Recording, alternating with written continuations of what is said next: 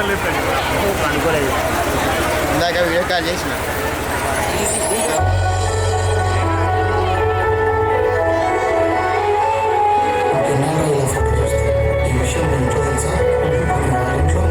మా మామయ్య చూపించిన వాళ్ళు కాదని మా అమ్మ మా నాన్నని పెళ్లి చేసుకున్నందుకు ఇప్పటికీ మేము ఆ కుటుంబానికి దూరంగా ఉన్నాం. ఇక ఈ విషయం తెలిస్తే ఇక అంతే సంగతి. మరి ఎలారా చూద్దాం, ఈ పండుగ తను వస్తుంది కదా.